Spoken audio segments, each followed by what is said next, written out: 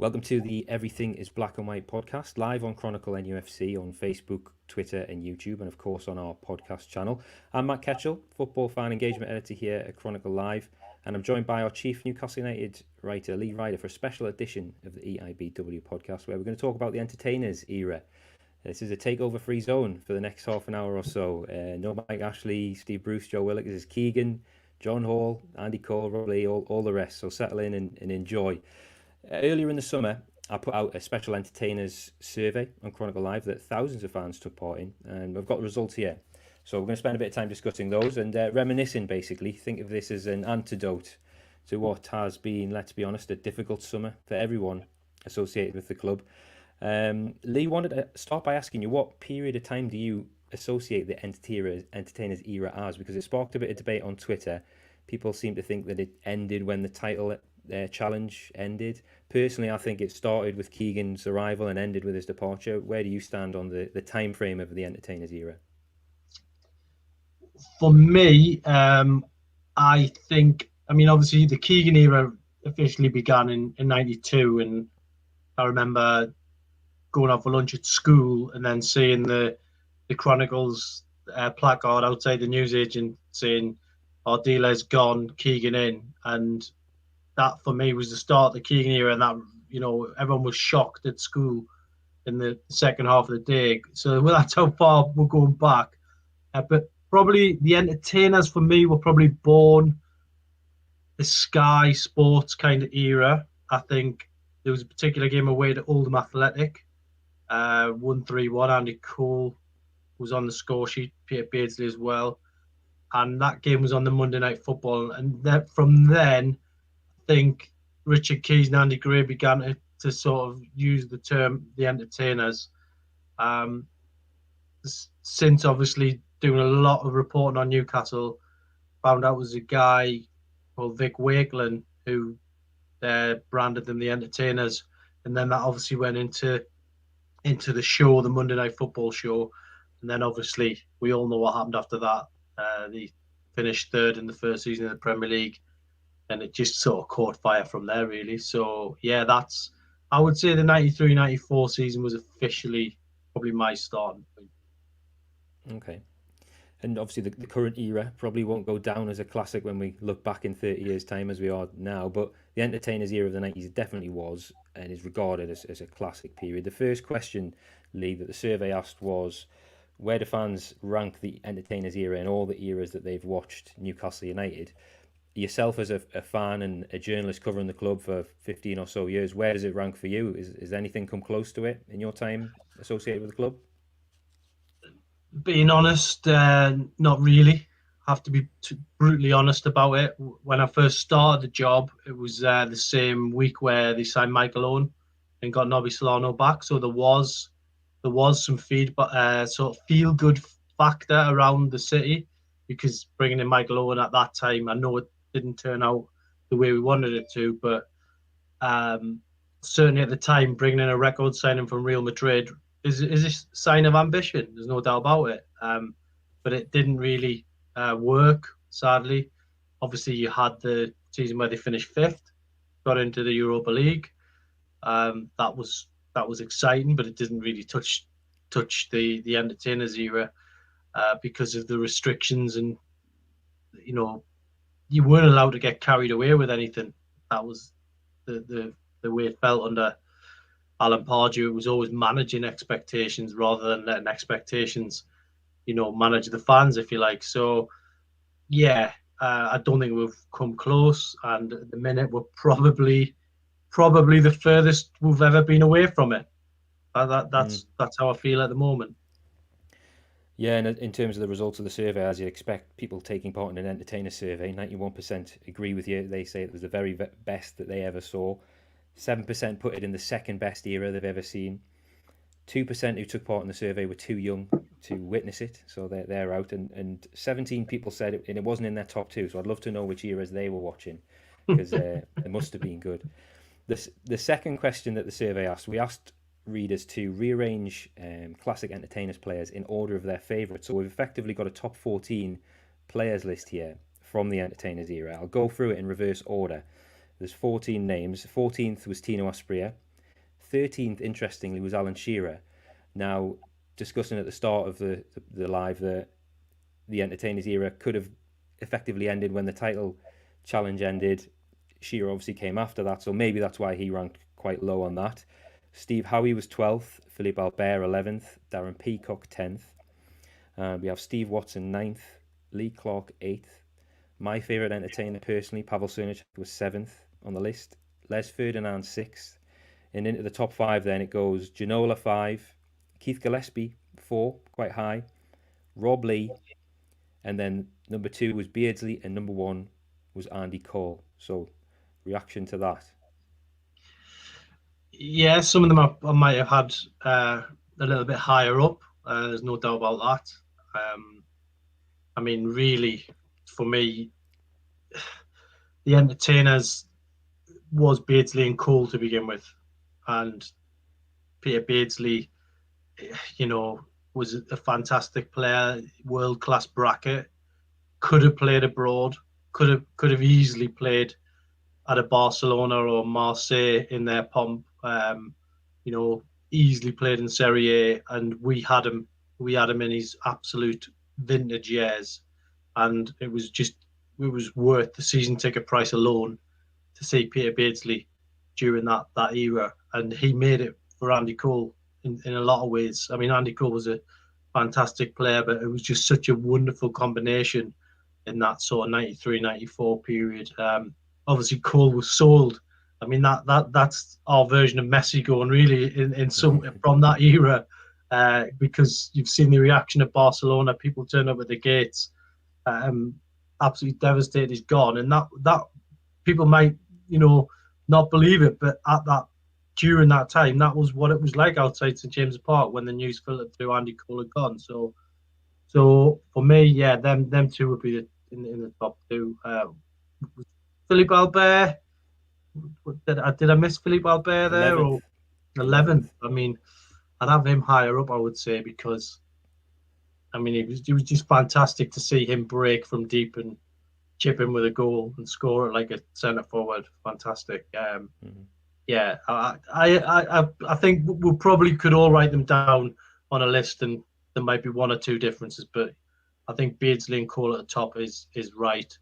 I mean, Shearer was part of the Entertainers because up until Keegan left in early '97, he was having a whale of a time with Les Ferdinand up front, and really for me that '96-'97 team was better than the team that were 12 points clear on paper, and they should have won it as well. But we all know how it ended. Yeah, we do, and actually leads us into the next question on the survey. We asked fans, in their opinion, where was the crucial slip up during the 95-96 title run-in. There is 4 main games that we've pinpointed. The first was in the run-in was the Man United game at home, 4th of March, that Man United won 1-0. I believe Newcastle at the time were 3 points clear, but Man United had a game in hand, so a win for Newcastle would have created a big gap, 6 points, but Man United would have had the games in hand, but there would have been the pressure on them to win that, so it was so crucial. I also read, didn't realise at the time, it was David Batty's debut that night, so that's right. If you're going to throw anyone into a game like that for their debut, Batty is probably the one. So that was an interesting game. The next game where the wheels began to fall off was the first 4-3 at Anfield. Collymore closing in. Then very shortly after that, Newcastle went to Ewood Park and lost 2-1. Graham Fenton famously scoring, Newcastle fan. And then the 4th game where it may have ended the title run effectively was Nottingham Forest away, where they drew 1-1 on the 2nd of May. In terms of results, 54% felt that the title was lost against Man United in March. 21% felt the Liverpool 4-3 was where it ended. 18% felt it ended at Blackburn, and 6% felt it ended at Nottingham Forest. Where do you think it was all over for Newcastle when they lost?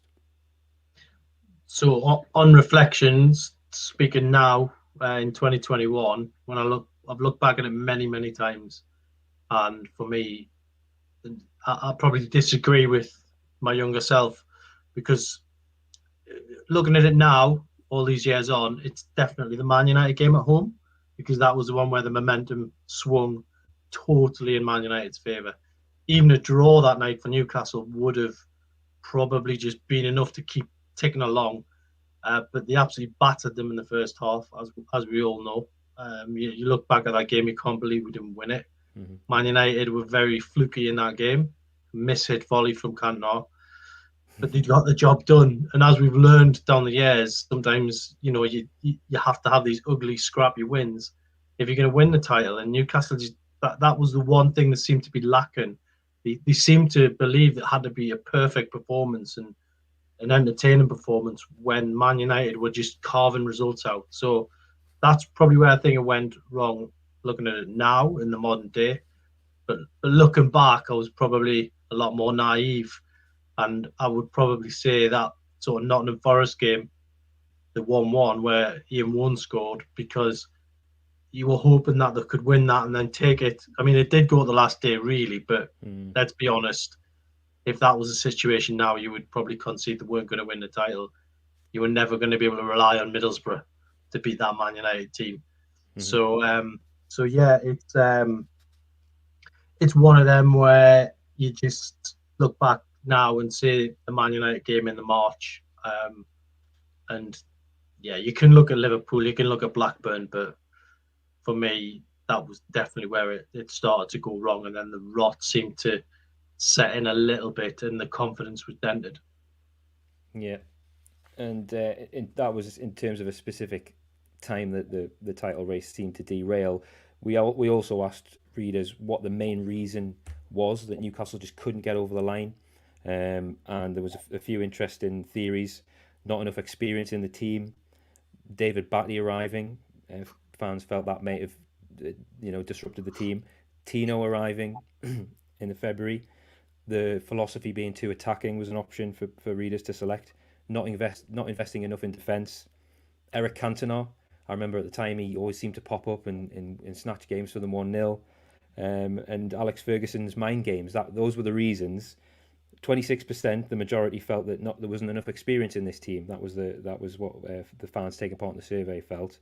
21% felt that Alex Ferguson's mind games is what caused Newcastle to fail to win the league that year.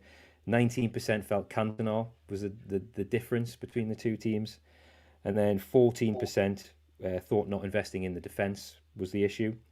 10% felt the attacking philosophy wasn't right. 6% felt Tino was the problem, and just 4% felt that David Batty was the reason why they couldn't get it over the line. But yeah, not the top three, not enough experience, Fergie's mind games, and Eric Cantona. Yeah, I probably agree with that. The tactics, the philosophy, I think Keegan probably needed another sort of a game time coach alongside him, really. If he so obviously Graham Jones would be an equivalent these days, I guess, because just someone who's going to come in, take the sting out of it a little bit, and then maybe just for 20 minutes just sit deep and try and soak things up. Now that would have been ideal away at Liverpool when they were 3-2 up in that game. The mind games, yeah, I get that. I think Keegan made a rod for his own back, though, in some ways. When we first come in the Premier League, we was saying we're after your title and all that. I think he ruffled the feathers, and I think Fergie was a bit more experienced, and he waited for the right moment to get under his skin. And but to be fair, when he actually said that, personally as a fan, I thought that was fantastic. Yeah. I was right behind him, and that fired me up for the last couple of games.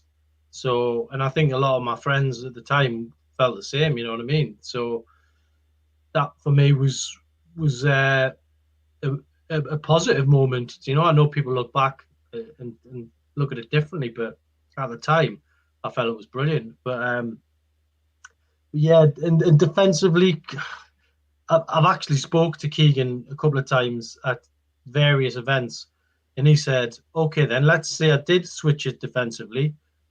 What would happen if we'd have lost it and I'd have gone that way and changed, in the last third of the season?" So I guess he's got his reasons for doing it, and it's it is what it is now. You know, we're talking about a season that we nearly won the league. Yeah. We asked also readers to tell us what their favourite off the field entertainers moment was. So there was four options for this. One was the open top bus parade after promotion in '93. It wasn't a very good weather day, I remember that day, but that was an option. The development of St James's Park, which of course took place between '92 and '97, taking the attendance up to 36,000. Keegan's Love It interview, that was what could potentially a favourite off the field moment for some fans. And signing Alan Shearer for 15 million, that was the fourth option in this question. 75% went for signing Alan Shearer, which kind of was a quintessential entertainers moment, a very Keegan Sir John Hall move. The next most popular off the field entertainers moment was Keegan's Love It interview, so it shows fans probably enjoyed that and appreciated that, like you said, Lee.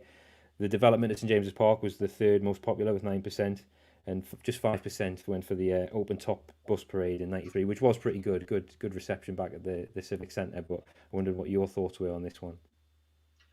Yeah, I mean it's absolutely crazy when you look back at that the open top bus parade. If you look back at the videos, there's people climbing to the top of churches just to get risking their lives just to get a little look at the players, which is fantastic. And the speech from Keegan when he just kind of like gets everyone to drop silent is just it's Messiah type behavior, you know. And we'd love to see something like that again these days. But yeah, for me, the Shearer unveiling was exactly what Newcastle United should be about, really. Going out there, breaking a record, bringing a world-class player to the club, and everyone, going along to celebrate. I mean, I touched on the Michael Owen deal there when I first started the job here, and that was a great moment as well at the time. Didn't work out like the Shearer one, but for me, that epitomises what Newcastle should be about. And whoever comes in next to this club, and one day we will have a new one. I'm convinced about that. That is the benchmark for the supporters to get them excited, get them on side, and the club reaps the rewards when you do that. Unfortunately, the people at the top at the moment don't have that philosophy. They look at it a completely different way, and the fan base suffers for it. And we passed the 25th anniversary of Shearer's signing this month. There's actually a nice piece on Chronicle Live by nostalgia editor David Morton. He was actually working on the Chronicle's football desk the day it happened and the day Alan Oliver filed his copy from the Far East. I'd urge everyone to check that article out. Some fascinating insight as to how it was broken, the story. Do you remember where you were, Lee, when you found out the news that Shearer was coming? Yeah, I was actually working at a cinema which isn't there now. It's demolished in Monkseaton. Yeah. And the newspaper come round, and that was, the first people knew about it. Then there was no Twitter or anything like that. It was, on the back page, and everyone was talking about going, it can't be. It was an unbelievable story. So that shows you what a great signing it was. But Newcastle, they pulled it off, and I'm lucky enough to have in the past been able to speak to Alan Shearer, speak to Freddie Shepherd when he was alive, about how that deal, came across, and it's amazing how they've done it and pulled it off, and also pipped Man United to it, which at the time it lifted the whole city, because you'd had losing the title to Man United, then you'd had Euro '96, of course, which was devastating for football fans, but then all of a sudden Newcastle had the top striker, the Golden Boot winner of Euro '96, playing for them, and it was just a phenomenal time to be a Newcastle United fan. Mm-hmm. Feels like a long time ago, but very, very happy memory. This is an interesting question. We asked readers to rearrange entertainers' era's games in order, starting with their favourites. So we've got a top 10 here of favourite games. I'll go in reverse order. 10th actually was the 5-0 in '96. So that was the 10th. Number 9 was the 2-1 win away at Sunderland at Roker Park in '96. The 8th most popular game was the 6-1 win against Wimbledon at home in '95, where Vinnie Jones famously ended up in goal. The 7th most popular was Newcastle 3, Coventry 0, which I believe was opening day 95-96. The 6th most popular game was Royal Antwerp away, 5-0 in the UEFA Cup. Rob Lee, headers, hat-trick, fantastic. The 5th most popular game was Newcastle 3, Liverpool 0. Andy Cole getting a few in the snow at the Gallagher end. The 4th most popular game was Leicester 7-1, the last day of the Division 1 promotion season, where everyone seemed to be decked out in that famous Asics kit, and David Kelly and Andy Cole got on the score sheet. The 3rd most popular game, the Grimsby promotion securing game away, bit of a pitch invasion at the end, and Newcastle were back in the Premier League after winning 2-0. The 2nd most popular game, the 1-0 at St James's Park, Scott Sellers free kick in the rain, which was the 2nd most. And the most popular game was Sunderland 1, Newcastle 2, Liam O'Brien over the wall. So that's quite interesting. It shows maybe a lot of older fans have been voting in this survey. Yeah, I mean, the derbies were fantastic because up until, I mean, obviously after 1990, Newcastle lost in the playoffs to Sunderland when Eric Gates and Gabbiadini scored at St James's Park on another rainy night, and that one was a bitter pill to swallow for Newcastle fans at that time, and the feeling hung around for a while, and then obviously Sunderland got the FA Cup final in 1992, so I think a lot of fans, Sunderland were the team at the time that were going places in the early 90s, and then Kevin Keegan come in, and it obviously completely changed.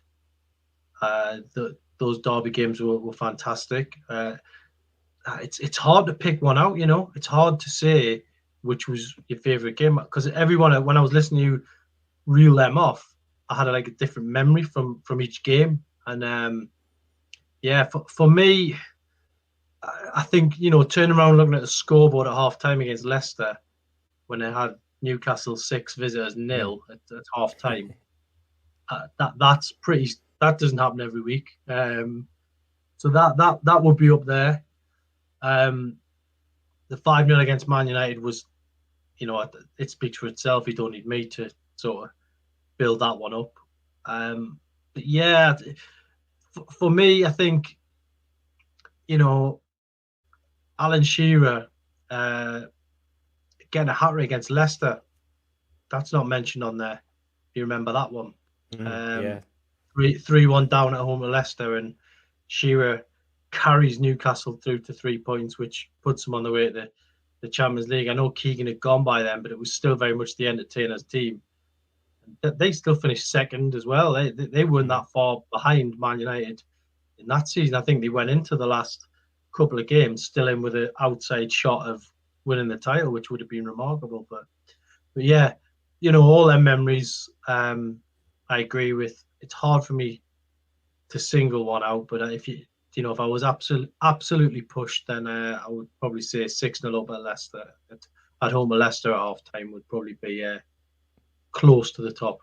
I'd probably change my mind on that later, but there you go. It was a great day, wasn't it? And everyone seemed to be wearing the new kit, and it was the buzz around the city before, during, and after the game was something that was very special to a lot of fans, obviously. Well, David Kelly sold on the back of it. I know. I know. I remember we talk about Andy Cole being sold, but I know that caused a lot of upset.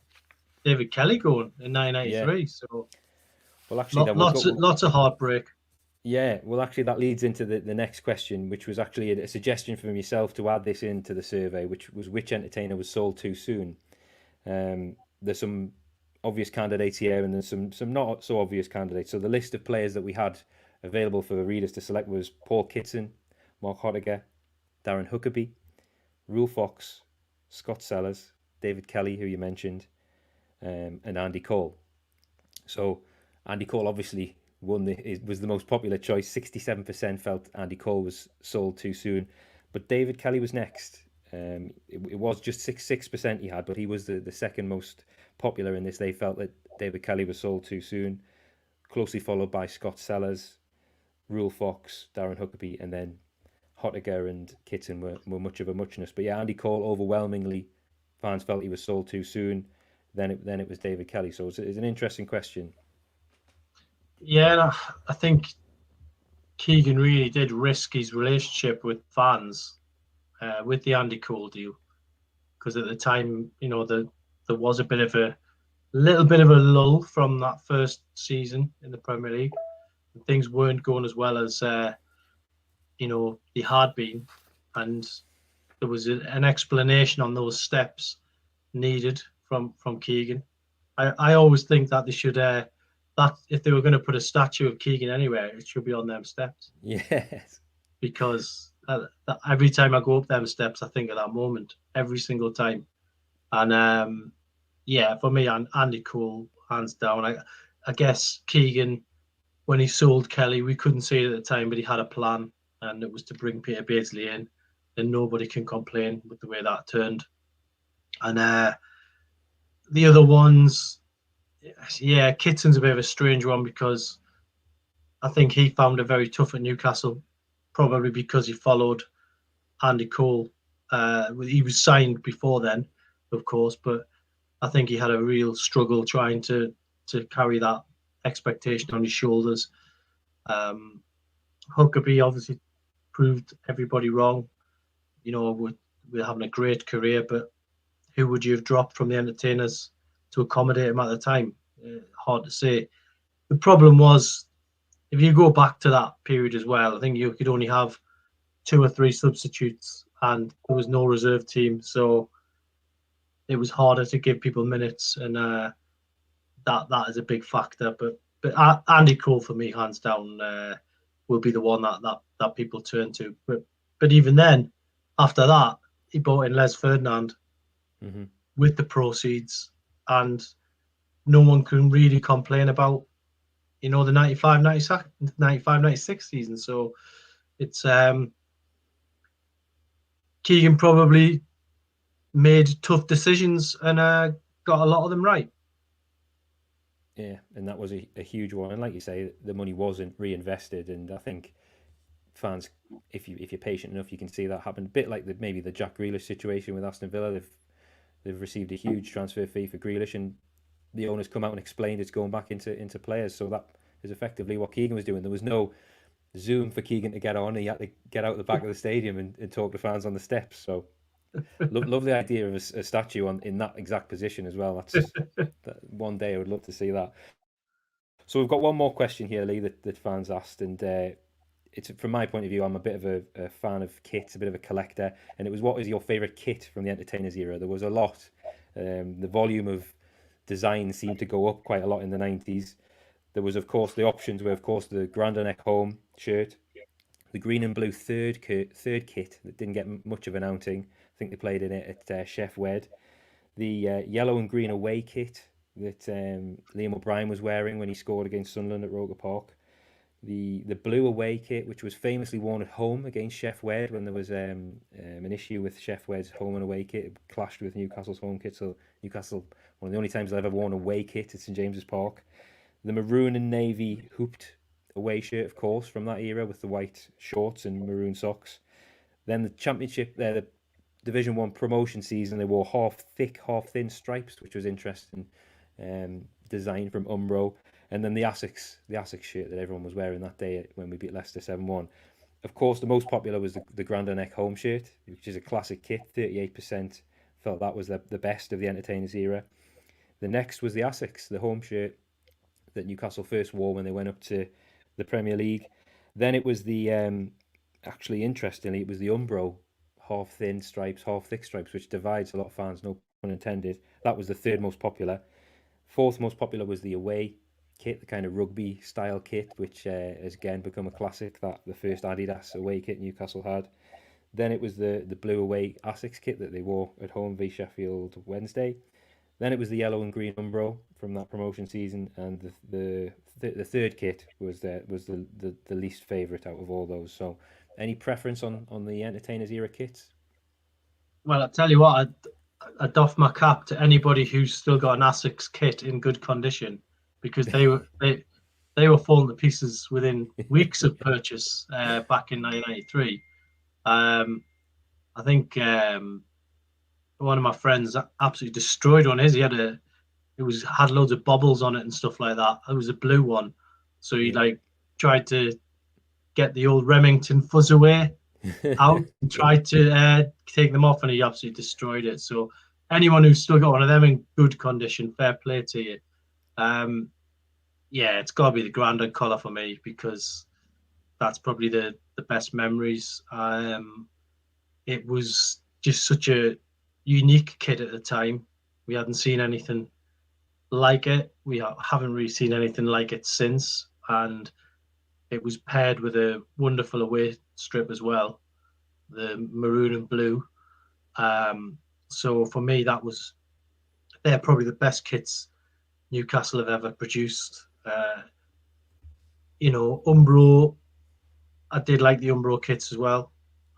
They were good, but Asics, yeah.